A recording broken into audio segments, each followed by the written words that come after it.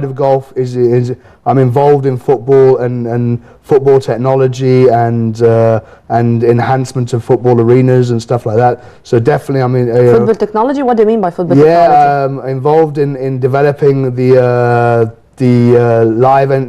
live social media entertainment for football, fantasy leagues, World Cup challenges, things like that. So this means that you are only interested in the European football, for instance, or not you at all. are? I mean, in Egypt here. No. I mean, I've spent a lot of time with both the giants of Egyptian football on the administrative level, and yeah, spent a lot of good times in football for sure. You're talking about Al Ahly and Al Zamalek? Of course. The Reds and the White Knights? The Reds and the Whites, yes. We've spent a lot of time together. Then you are joining me this impression that both are suffering? I think football in Egypt has suffered for the last 2 or 3 years. Hugely. I can see that we're getting back a little bit of form and getting a little bit back on our feet. And as I think you said earlier in the program, let's hope for that we get back to the strength and that we deserve, and we're. Let's speak a little bit technically, even about the African Champions League with Al Ahly and Al Zamalek. Sure. And Al Ahly, of course, suffering this defeat by Al Ahly of Bani Ghazi. Sure. And I think that's not a defeat by Al Ahly of Bani Ghazi. This is a defeat by Tariq Al Ashri, because Tariq Al Ashri was the responsible for Haras Al Hudud, and Haras Al Hudud was all the time the big obstacle on the way for Al Ahly. Sure. And now it's 1-0 for Al Ahly of Bani Ghazi. Cairo's Zamalek had a scoreless draw with the Disnakana of Zambia, but Al Ahly and Bani Ghazi, this is to continue the defeat streak by Mohamed Yusuf, or this is about the administration's problems for the very first time interfering into the performance of the Ahly players, or what? I'm not sure actually, because I know Mohamed Yusuf quite well, and he's a very, very good technical coach. That's for sure. That's one thing you cannot take away from him.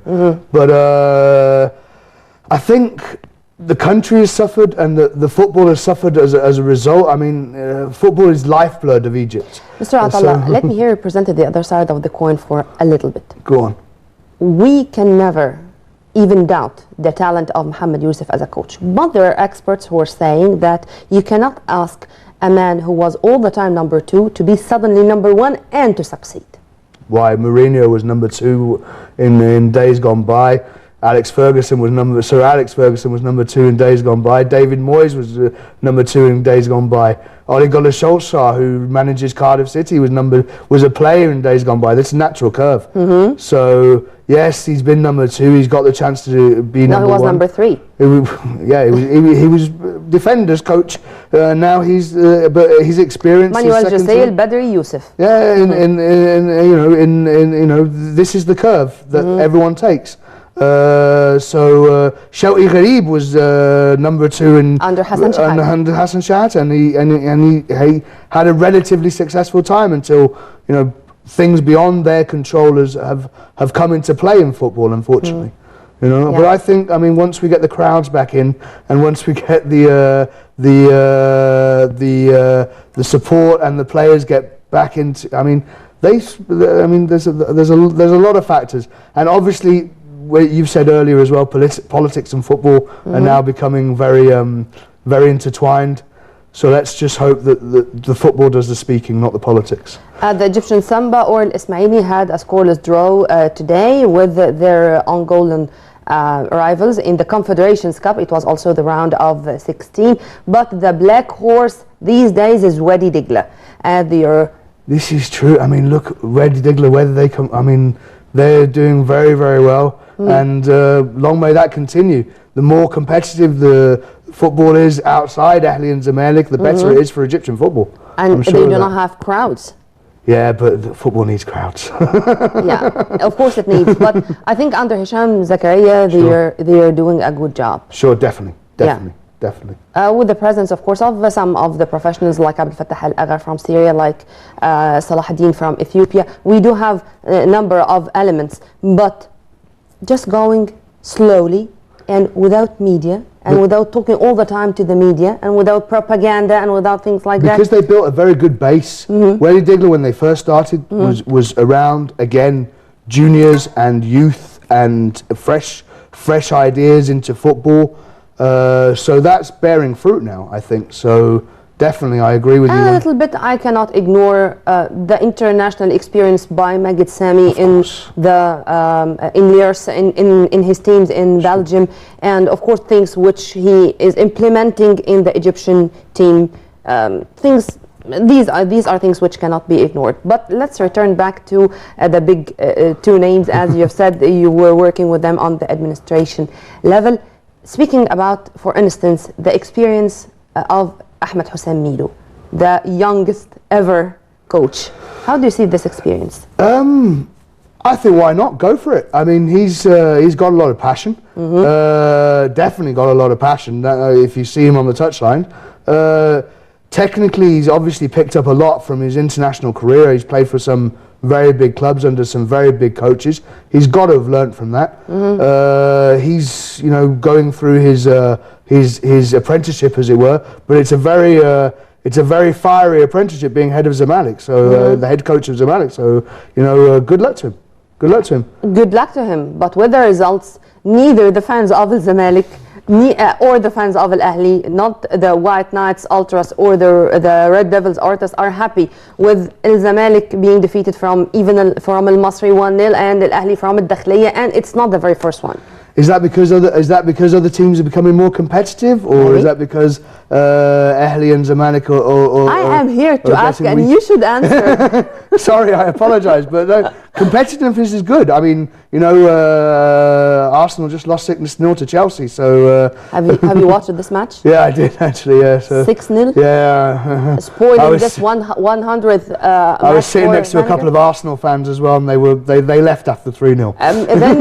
Then do you think that it's suitable to say that he is an expert in failure? Oh God, I'm not going to fuel that fire, because I think Mourinho can do that on his own without our interference.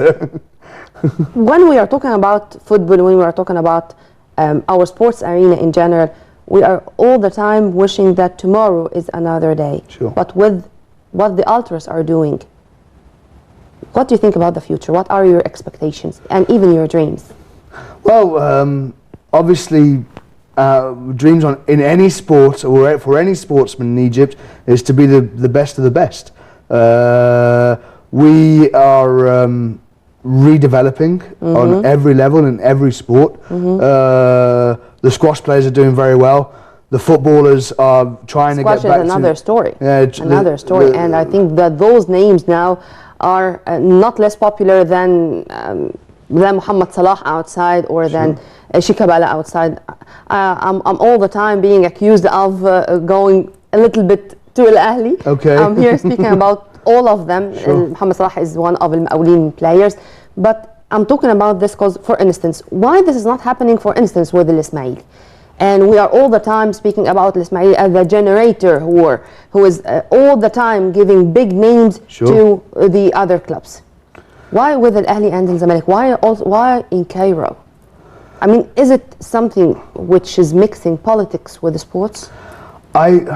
It's a very difficult question to answer, to be honest. I think politics has played a part in our lives for the last 3 years very deeply, that I think we have a lot of suspicion about politics in sport, especially in sport nowadays. But I think we just need a little bit of time to get back to basics and to develop ourselves again. So I hope the fans would be a little bit more patient with their players and their teams and their coaches and their management, because at the end of the day, it's been a tough time. The investment in football has not been what it was over the last couple of years. So we're looking at again an up curve, hopefully, and hopefully it will just get better. Then, these were your expectations for football and for sports in Egypt in general, but I think you do have something in mind in specific for your specialty, for golf and golfers. As we are running out of time, unfortunately, so let me know in brief. Well, yeah, your in brief, expectations and your hopes, your dreams. In brief, I hope that in the next, a very short period of time, we'll be coming out with some great champions, as I said earlier. We can mention names, by the way. We have Hassan Saeed, we have Megid Abdul Taweb, we have Soraya and Nosli Scarello, Taimur Scarello, their older brother as well, is Issa Ebuela. There's a good group. Sharif Rizk is going to college in the States next year. They're both following the tips of Isa Amr. Yeah, exactly. Yeah. So I'm hoping they're all gonna get stronger and hopefully represent us in the Olympic Games very soon.